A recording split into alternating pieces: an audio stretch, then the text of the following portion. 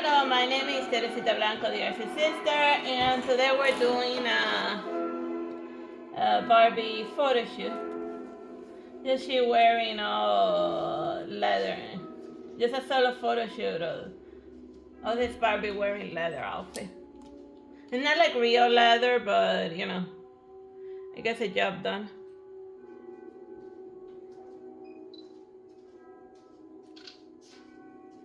Makes her look cool.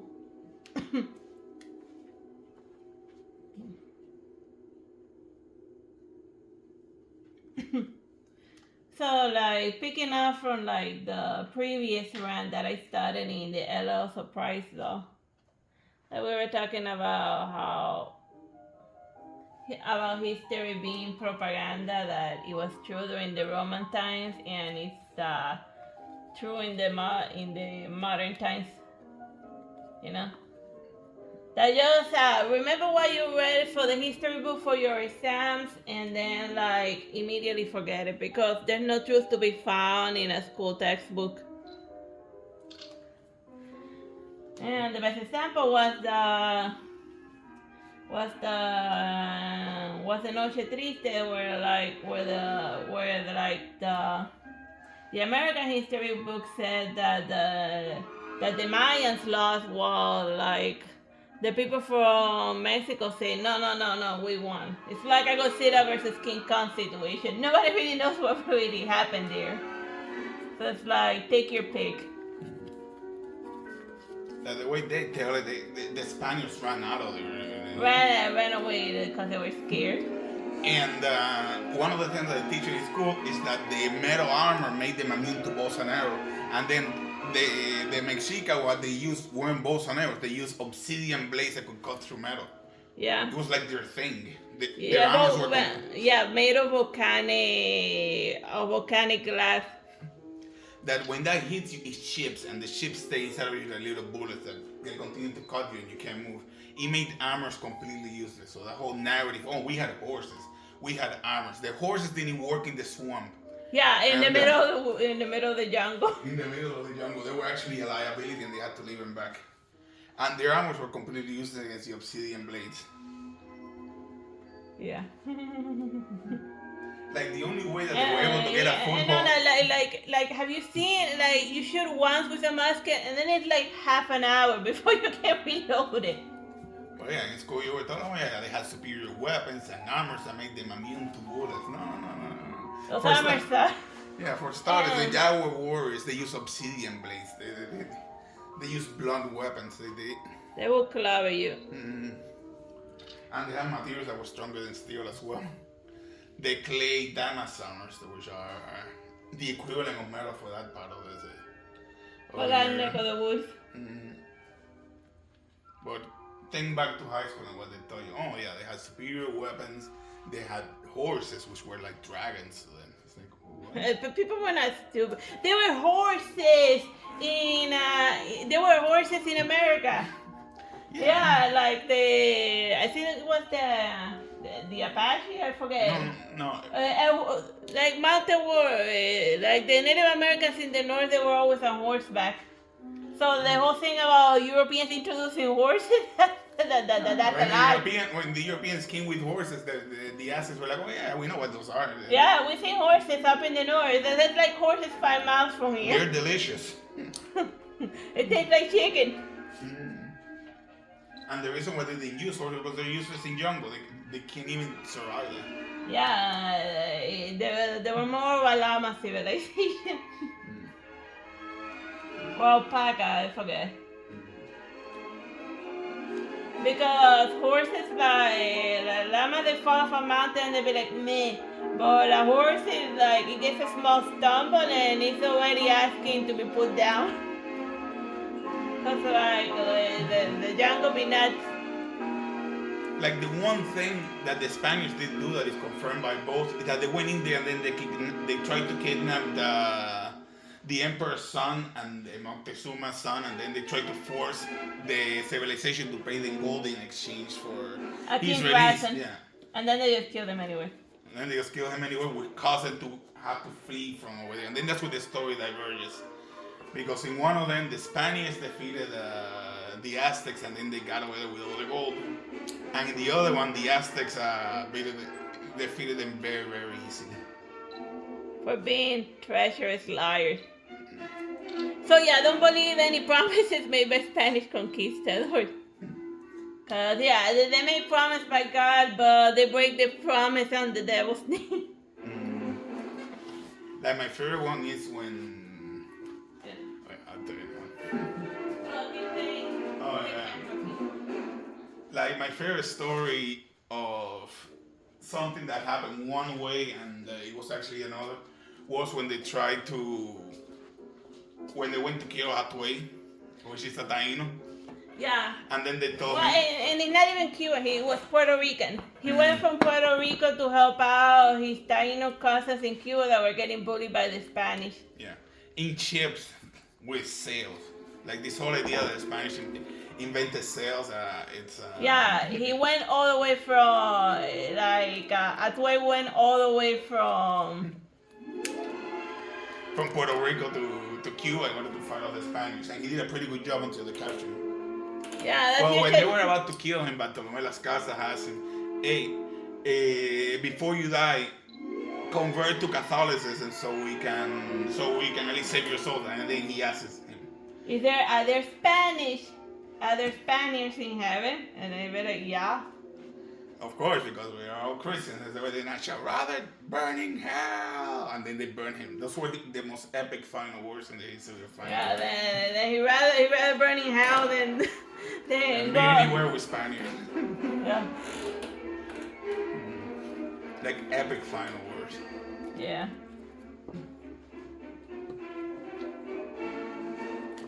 And of course, the only thing that they teach you about those people is that, they were completely wiped out. They lost. They were chumps. Well, if they were chumps, Atway wouldn't be a beer brand. And also, we had a Taino president like 40 years ago. Well, 80 years ago in Cuba. So, like, the Tainos are still around. Yeah, there were around. There were enough Tainos to vote a Taino president into power in Cuba back when voting was a thing.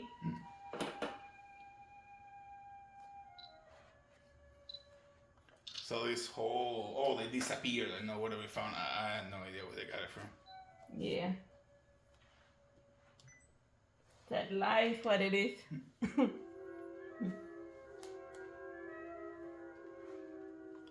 And then you got these intellectuals that teach that sort of thing in college, and you're just sitting there wondering, okay, I gotta repeat this to get the A, but like this is all. Is it lie? Like that Anakin Skywalker, you liar! That meme, you liar! And my favorite one of those was Byron, who, for some reason, seemed to give you a better grade the worse you wrote. Yeah. Like, if you wrote with any sort of flourish, that was an instant F. The closer you wrote to like a 5-year-old, the higher your grade. So we had to really dumb down our writing in order to pass that class. And then somebody ran him over with well, it was on his bicycle. They say it was an accident, but we all know it wasn't an accident. But we didn't run him over, okay? Okay, but somebody did. Yeah. Is he still in focus? Yeah, it's still in focus. Like I roasted a little because another thing we're putting it on top of a thing. But So, yeah, that's just a bunch of crazy things. Like you can't. And most of the time, you just feel like they're giving you bad grades as a power play, or because they just don't like your face or something. No, this is the Dean of History or FIU. And he had a mistake on the book that he wrote, translated from Greek, because he had Melenaus, Suafo Agamemnon in the... No, he came backwards. He had Agamemnon taking the place of his brother Melenaus, even though last synagogue it said that Agamemnon couldn't fight because he got an arrow from Paris to the leg. I mean, the whole joke was that they had left the most important decision of the war to the most indecisive person in the story. Yeah. And he had that information wrong on his book and on the exams, and we had to go to town on him because he kept marking it wrong. Well, go to town sounds creepy. we had to bother him until he realized the mistake and fix it. Yeah. Like I think he wrote another edition to remove that error from his later books, but early on there was a huge mistake in the translation that kept passing through all of the exams that he did. Yeah. And most people don't realize that the Iliad is supposed to be a comedy. It's supposed to be hilarious, except for book 4. That book is not funny at all. Oh yeah, like the days back there, flip it and reverse it. Okay. Oh yeah, make sense to first turn it up before you flip it and reverse. Okay, it's off.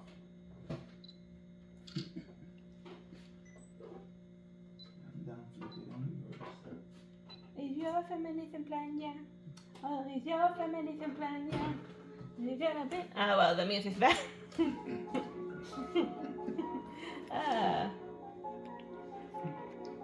Took me a while to know what the song was saying because it was popular before I finished learning the English language. I just like the way it sounded.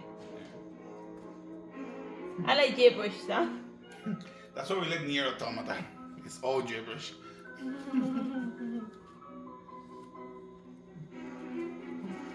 Like I find hilarious the meta joke that they did in Nier Gestalt where it says, who sings a song that is nothing but gibberish? No, who's the idiot who says that is nothing but gibberish? And then they were unpopular are both like feeling really sheepish about it. Yeah, why would you sing a song that's complete and utter nonsense? and then it's like, it's a character critiquing the music of the video game.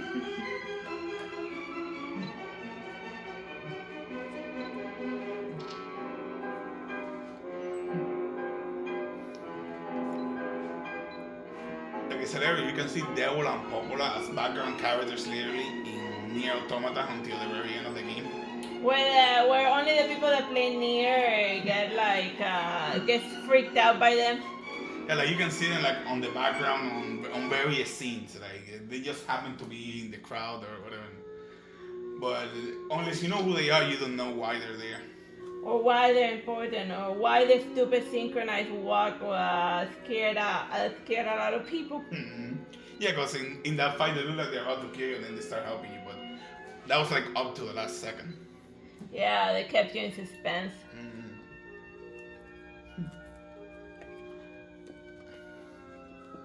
And for some reason, as final bosses in Nier, they turn into androids afterwards. Like they were doing the android thing with Devil and Popola before Automata came around. Yeah. So my question is, are they like the first android or probably somebody who played Dragon Gas can tell us. Drakengard was pure magic, I think. And then they went into the other world, and then they brought all other crazy goddesses and stuff, and then he created a plague that killed everyone. Well, I spoke with someone who played Dragon Gas recently from Reddit, and they told me that actually Kaini is Cain in Dragon Gas. He was originally a guy who was trapped in a woman's body, who then turned male because of the shade problem, and now another shade is turning him female. He's considered intersex. Like he's had 6 different sex swaps throughout the story. That's like his thing. That's why he goes from Cain to Kanye. Cain to Kanye West. And all the air conditioner. Yeah. We completely went off topic there, but whatever.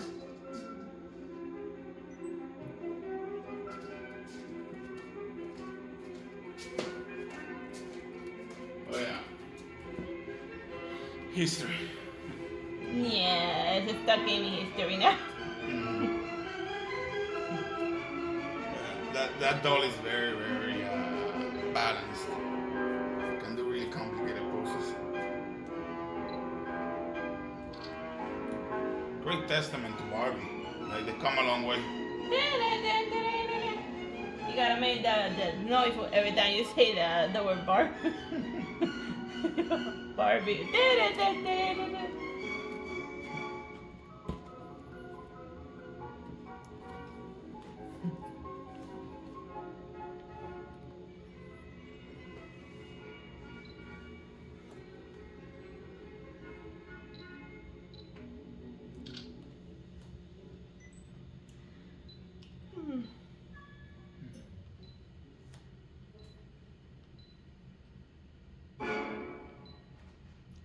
really scared me.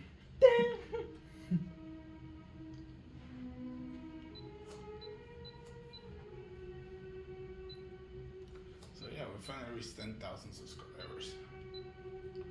Now we only gotta do that 100 more times and we're good.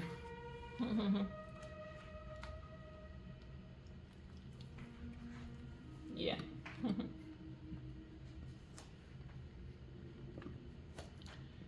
Like, I don't know, it would just be hilarious if a channel about playing with dolls and like little video game things becomes as big as MacPad and all those other guys. It depends how they're doing right now. Oh yeah, you're right, you're right. I mean, the guy is leaving for a reason. Yeah. Nobody leaves a place if they're doing well.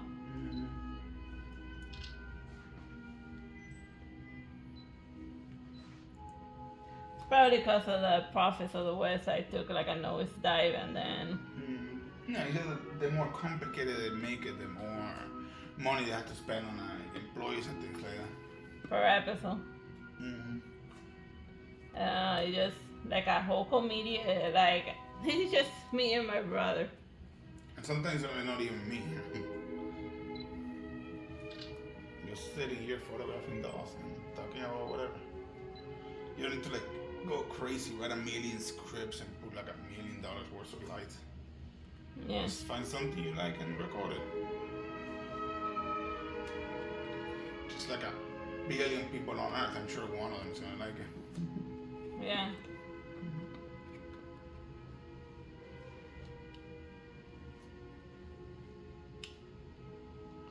Like the overproduction sort of gatekeeps people from.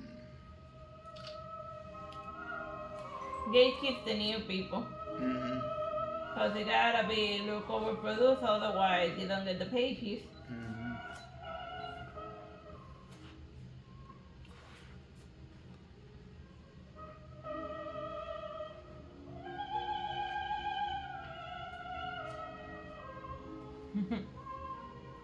Like even you get money for like huge advertisement, like that company, the G9 or was it G4? I forget the one that. The gaming channel decided to come back and then Rowan messed it up. Yeah. Like they had all the money in the world and somehow they messed it up. Why? Because they were overproducing and overthinking. And the only woman did they have more than one woman? I forget. She was such a killjoy. I mean, I don't know. I didn't watch the show, but like, I did see like one of her rants, and then I'd be like, "Do you even like video games?" Like here, she is complaining about sexuality in video games. Meanwhile, we're playing Senra Kagura, and nobody bats an eye. Yeah. What is she even going on about? I mean, I don't feel myself objectified because of Senra Kagura. I just whatever. Okay. Alright, we're done with this photo shoot. Bye bye and God bless.